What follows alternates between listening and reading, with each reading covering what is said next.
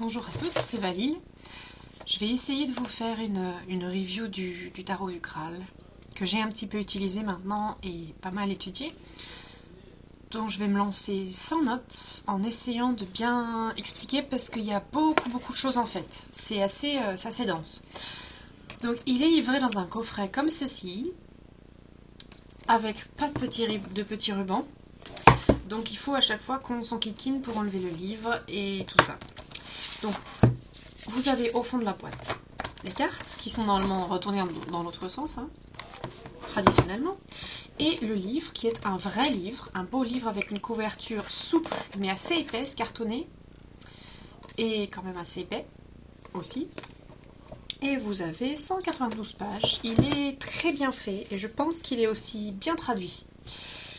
Vous avez donc, on est d'accord, un tarot classique de 78 lames, donc 22 majeurs, 22 mineurs, mais réinterprété sur le thème du Graal et des Templiers, en fait. Je vais essayer de le faire tenir debout comme ça. Je vais faire dans quel ordre? Peut-être par le livre, ce sera plus facile. Donc vous avez le dos des lames, si vous voulez voir peut-être le dos des lames. Alors ma caméra étant différée, j'espère que ça fait le focus. Voilà. Il y a une page du livre qui explique ce que c'est que le dos des lames. Je ne sais plus exactement où c'est. Si je tombe dessus, je vous le dis. Sinon, c'est pas grave. Ça reviendra plus tard. Donc, au niveau du sommaire et disons de la facture du livre, vous avez en fait une introduction sur ce qu'est le Graal et l'ordre templier, le mystère du Graal, la vision templière, l'ordre des Templiers, le tarot, le jeu et le Graal. Ensuite, vous avez directement la quête du chercheur, les arcanes majeures. Vous avez une double page ici, juste pas pour lire, pour voir comment c'est foutu. Une double page qui vous explique le principe des majeurs et comment ça a été vu dans cette quête-là. La quête du Graal, vu qu'elle s'appelle bien la quête du Graal, c'est une quête spirituelle, une quête de vie. Et les 22 majeurs se prêtent particulièrement à représenter un certain type de quête avec le chercheur qui fait tout le petit chemin. Bon. Donc, pour chaque lame majeure, vous avez cette double page avec une image, une description, ensuite toile de fond, c'est-à-dire le contexte de la carte, donc selon les traditions historiques du Graal et tout ça, ce qui est représenté, qui est le personnage, ce qu'il fait. Ensuite, de l'autre côté, vous avez un dernier paragraphe de signification, ici. Vraiment l'application, si possible, ésotérique ou tarotique, on va dire. Sur le côté, quand même, quelques petits mots-clés qui sont bien choisis et qui sont assez évidents par rapport à la carte, contrairement à certains mots-clés dans certains jeux qui parfois nous aident pas du tout. Nous aident pas du tout. Et au milieu, en fait, c'est discret, mais vous avez, je vais essayer d'approcher, ce qui s'appelle la question du Graal, en fait.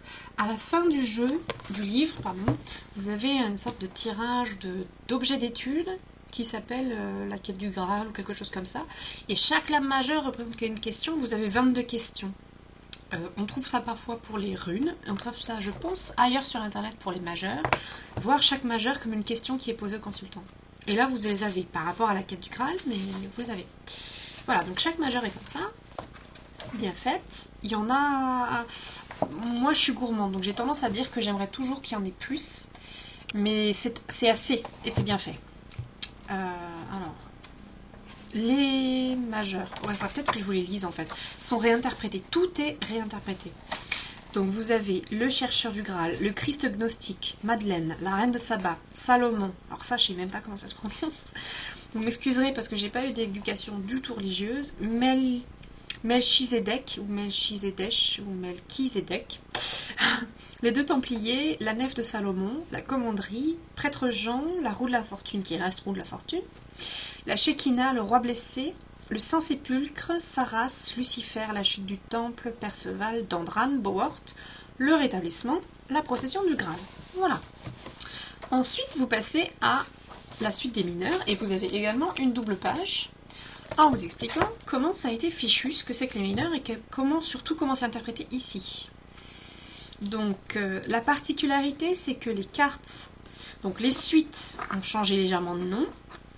Et en fait, les cartes de cour, si je ne me trompe pas, ça s'appelle comme ça, c'est-à-dire roi, reine, princesse et tout ça, a été modifié.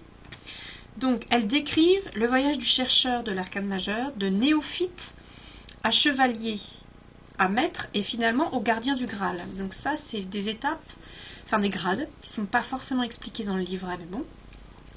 Et donc, bah non, bah je le vois pas. Ah oui, si, c'est là, pardon. Les atouts ou les cartes de cour, qui sont traditionnellement roi, reine, cavalier, valet, sont modifiés. On trouve tout en haut de la pyramide la dame, bon, à cause de la Vierge en fait, qui était l'aspect principal de la foi des chevaliers templiers. En dessous, vous avez le maître, là où c'était le roi, maître de l'ordre. Ensuite, vous avez le précepteur, là où il y avait le cavalier ou autre chose. Et ensuite, le frère, qui est le chercheur néophyte en fait. Donc ces 4 cartes de cour représentent 4 stades d'avancement, de niveau du chercheur. Et ensuite, les suites sont pas très compliquées. Pierre au lieu de pentacle, épées sont restées épées, bâtons, les bâtons sont devenus des lances à cause de la lance de l'engin, et les coupes sont des calices, donc ça va, ça modifie pas trop. C'est plutôt les 4 cartes de cour, on a tendance à oublier qui est qui, comment est la hiérarchie et à quoi ça correspond. Et vous avez effectivement en dessous, c'est ici que se trouve l'explication du dos, le symbole le dos du tarot, qui était le sceau, le grand sceau des Templiers en fait, avec 2 hommes sur un cheval, qui était un symbole de fraternité et de quête. Bon, voilà. Je passe. Et donc pour chaque suite, c'est trop bien fait. Vous avez d'abord une page sur la suite intégrale que représentent les pierres. Les pierres, pas en général, mais réinterprétées donc dans ce tarot, sur la quête du Graal. Et ensuite commence les explications des suites. Contrairement à d'autres livrets, elles sont complètement chamboulées. Vous avez d'abord les cartes de cour, et au lieu de faire du plus petit au plus grand, vous avez du plus grand au plus petit. Et ensuite, vous reprenez à l'as jusqu'au 10. Donc, si je ne me trompe pas, dame, maître, précepteur, frère, as, 2, 3, 4, 5, 6, 7, 8, 9 et 10. Et ensuite, on passe à la suivante, avec à nouveau, vous voyez la suite des épées, l'épée de Saint-Jean-Baptiste, et etc., etc. Donc en fait, les 4 suites sont censées être la vision des objets sacrés du Graal. Donc la pierre verte qui est le Graal, ou une forme de pierre alchimique, bon, faut lire, hein, désolée, je ne vais pas non plus tout expliquer. Ensuite, vous avez l'épée de Jean-Baptiste. Après, vous avez les lances, qui est la lance de Longin. Et les coupes, donc les calices, le Saint Graal. C'est pas trop difficile. Donc c'est vraiment, ça va jusqu'au bout du bouquin. Voilà, vous voyez. Donc l'introduction est très courte. Donc vous avez vraiment le livre entier, de la page 14 au moins, attendez, de la page 12 à la page 175, qui parle que du tarot, que des cartes. Et après, moi je trouve que vous avez des bonnes annexes, vraiment intéressantes. Alors, je vous explique aussi. J'espère que c'est pas trop chiant à suivre la vidéo. Travailler avec le tarot du Graal. Donc en fait, comment utiliser le jeu. Ça reprend à la fois des bases pour les gens qui connaissent le tarot, mais c'est aussi super pour les novices. Et ça reprend toujours, ça explique par rapport au tarot du Graal en fait. Quels sont les 2 buts spécifiques du Graal, obtenir des questions divinatoires, la quête, etc. Connaître les lames, comment est-ce qu'on fait? Donc en fait, je vais relire là. Ils expliquent de faire un cycle d'études fondamentales avant d'utiliser le jeu, avant de tirer, sur les lames. Vous voyez d'ailleurs accessoirement la reine de Savoie pendant ce temps-là. Donc sans regarder les différences sur les jeux traditionnels, etc. Sans s'attarder sur le livre, sans regarder le livre. Regardez sereinement chaque image. Certaines vous attireront immédiatement, d'autres pas encore, etc. Étalez autour de vous les cartes et jouez avec elles. Essayez de composer vos propres versions de leur histoire en les redisposant au hasard. Donc à la fois en devinant à l'intuition ce que ça représente, mais aussi en fonction des associations, faire soi-même sa petite histoire. Chaque lame offre sa propre ambiance, qualité ou sensation qui peut être saisie sans que vous ayez à regarder la signification. Voilà, et ensuite, si vous désirez travailler sérieusement avec les lames pour vous-même ou les autres, vous devez les connaître parfaitement. Ce processus ne doit pas être précipité. Pour être efficace, il doit captiver l'imagination, découvrir les corrélations, choisir d'étudier les lames tour à tour, chercher à établir un contact avec la nature des cartes et les qualités qui y sont représentées. Peu importe, La lame n'est que le point de départ. Donc en fait, alors je vérifie que ça n'a pas coupé. Non, c'est bon. Bref, c'est succinct, hein. Enfin, il y a quand même 2 pages, mais je veux dire, c'est pas non plus écrit très, très petit. Mais moi j'ai trouvé que c'était hyper bien fait. Ils expliquent, voilà, regardez les lames, si on veut n'importe quel ordre, si on veut dans l'ordre. Là, j'ai plus en tête. Donc vous avez ensuite un petit tableau qui rappelle tarot traditionnel, tarot du Graal, les équivalences, avec les chiffres, avec le 0 pour le fou, le 1 pour le magicien, etc. Et les équivalences. Ensuite, poser la question du Graal, donc c'est le système des questions. Comment formuler une bonne question en fait, comment formuler une lecture, j'ai trouvé ça vraiment intéressant. Ils expliquent que le oui-non ça va pas, que parfois en fait on se pose pas la bonne question. Là je peux pas résumer, mais c'était hyper bien expliqué. Dois-je acheter la maison A ou la maison B? Dois-je sortir avec X ou Y? Et en fait, ils mettent que ça va pas, que la vraie question, c'est quel bénéfice m'apportera la maison A ou la maison B? Donc en fait, 2 tirages parallèles et ensuite comparer. Bon, se simplifie, découvrir la vérité, et voilà. Et après, vous avez quelques petits tirages, pas fantastiques, mais franchement sympatoches. Et il y a des trucs hyper compliqués aussi avec vachement de cartes. Donc, par exemple, ça, il faudrait que je fasse un topic, un sujet en fait rédigé à part. L'étalement du frère avec 2 cartes. Une carte indicatrice, une carte qu'ils appellent qualificatrice en fait. Et ce qui est génial, c'est que vous avez un exemple de lecture, et c'est ça qui m'avait perdu quand j'ai ouvert le jeu. Donc il vous présente le consultant X est venu demander telle chose, on a tiré telle carte, et j'ai interprété comme ça. Je la mets à l'envers d'ailleurs, c'est pas grave. Si on la met plus près pour que vous puissiez la regarder pendant ce temps-là. Oh, c'est chiant. Désolée, j'ai un peu de mal à centrer. 8 de pierre. Il me regarde mon collier, là, j'ai l'impression. Voilà. Donc, un exemple de lecture. L'étalement du voyage qui prend 9 cartes. Le début du voyage, les rencontres, ce que vous dépassez, votre position présente, le problème à affronter maintenant, ce que vous devez emporter avec vous vers l'avenir, ce qui vous pousse à avancer, comment entamer l'étape suivante, la fin du voyage. Bon. Et la trêve, avec 8 cartes. Ah non, pardon, avec 9 cartes si je ne me gourre pas. Et pareil, vous avez un exemple de lecture en dessous. Il y a l'étalement de l'épée de Saint-Jean avec 6 cartes.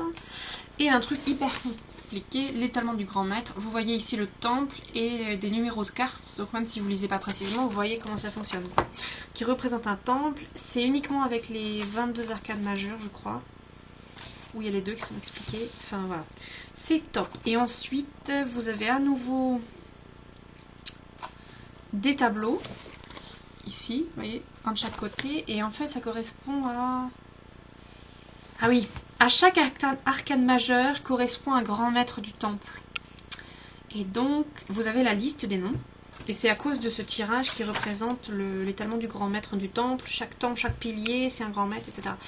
Donc j'ai pas fouiné, je peux pas vous en dire plus. Et ensuite vous avez un étalement en frise, où on vous explique, on vous rappelle que ces magnifiques cartes ont été conçus pour faire une frise. Et ça, c'est vraiment génial, en fait.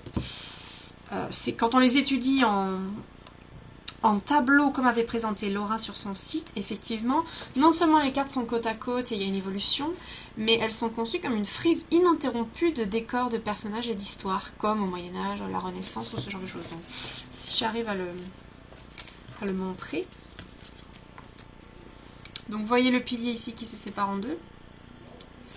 Et ici, la montagne et se sépare en 2. Voilà. Et donc en fait ça fait ça pour toutes les lames du jeu, les majeures, les mineures, suite 1, suite 2, suite 3, etc. Donc c'est super chouette. J'ai repéré quelque chose dans mon propre tirage que effectivement, même si c'est un petit peu déroutant comme type de représentation qui peut faire Photoshop, enfin collage un peu, et que ça peut paraître hétéroclite, en fait ça l'est pas. Il y a une très très grande unité de représentation et j'ai trouvé que la suite de mes cartes, donc qui formait une ligne, parce que j'avais pas fait quelque chose de spécial, racontait vraiment quelque chose. Il y a une trame narrative qui est très sensible à cause de la forme de représentation. Et je sais que dans n'importe quel type de jeu, on dit de prêter attention à juste la suite des cartes, c'est censé raconter une histoire et c'est censé être comme ça que l'intuition fonctionne. Mais je ne l'ai jamais ressenti de façon aussi facile ou aussi, je sais pas, marquée que dans ce jeu-là pour l'instant. Bon, j'ai pas vu tous les jeux de la Terre, hein, mais en tirage, là, ça ça m'a marqué. Ça raconte vraiment quelque chose et la façon dont les suites sont construites est hyper évidente, avec la quête de chaque chercheur, avec les cartes de cours, donc les 4 grades du cherchant. Non, c'était vraiment top en fait.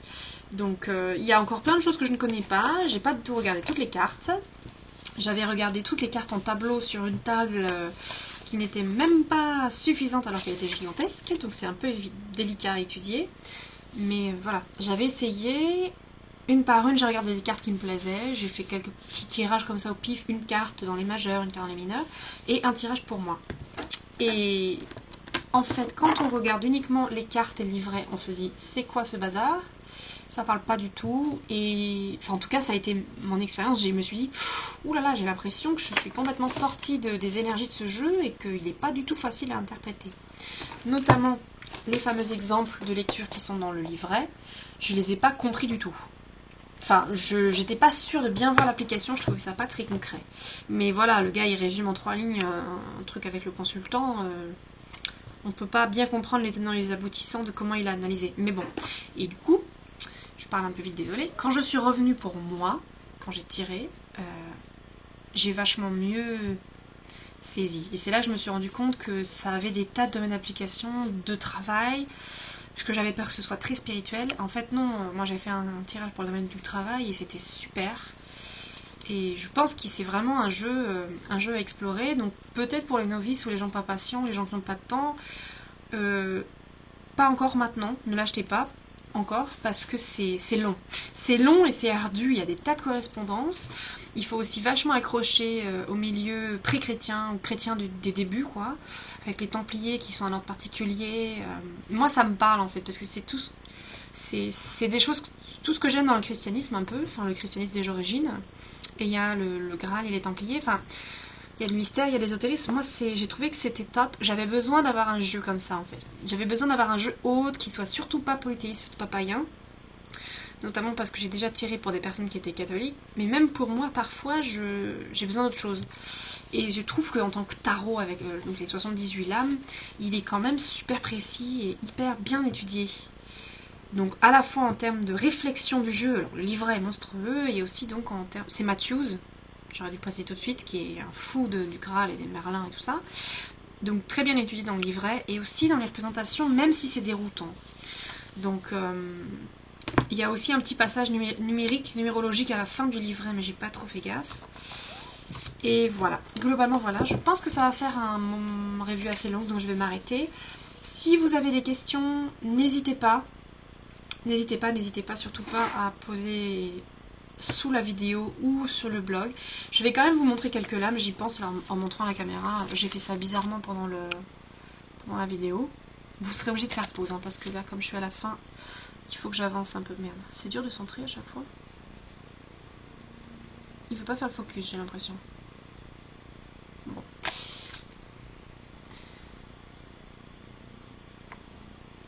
Est-ce qu'il faut que je rapproche encore un peu? Pourquoi il veut pas? Bon, je suis désolée, c'est dur, hein. Cette caméra, en fait, si elle n'a pas une pleine lumière du jour, elle est un peu capricieuse. Prêtre Jean. Alors, c'est à l'envers. Le 9 de lance. Ouais, je coupe un peu les images là, parce que du coup, j'essaie de rapprocher pour qu'elle nous fasse le précepteur de pierre. Alors la sphère verte, qui est la fameuse pierre artefact là, un peu bizarroïde en fait, mais ça se tient dans le livret, on comprend bien, ça fait penser tout à fait à la pierre alchimique philosophale. Donc tout fait sens. Et ça fait pas sens que dans un contexte chrétien, c'est vraiment... C'est pas évident, il faut pas se laisser dérouter, ça pointe vraiment les directions, le décor peut servir, le livret apporte son toile de fond... Ça s'applique à des tas de domaines en fait. C'est vraiment... Ça me passionne. Je pense que ça s'est vu pendant la vidéo. C'était très déroutant, c'est assez difficile, mais c'est très gratifiant et ça fournit vraiment un sacré outil, quoi. Ah, vous avez pas un tarot pour rigoler, quoi. Alors, on voit pas bien ce qui est marqué en bas. Le Saint-Sépulcre, la lame numéro 13. Le 5 d'épée. C'est dur de centrer, je suis désolée. Oui, il y a un peu de sang aussi, hein. Il y a des corps nus, il y a des jambes transpercées, pas non plus trop. Cette lame-là, par exemple, qui est assez perturbante. Ah, j'ai mis le doigt dessus, évidemment. La Shekinah, la lame 11. Ouh, fais-moi mon focus. Voilà, bon, je vais m'arrêter ici, sinon ça va être un peu long. Voilà, je prendrai dans un temps assez éloigné, parce que j'en manque, les photos des lames. Je posterai aussi, je l'espère, quelques études sur le blog, voilà. Et toutes les questions que vous avez, n'hésitez pas.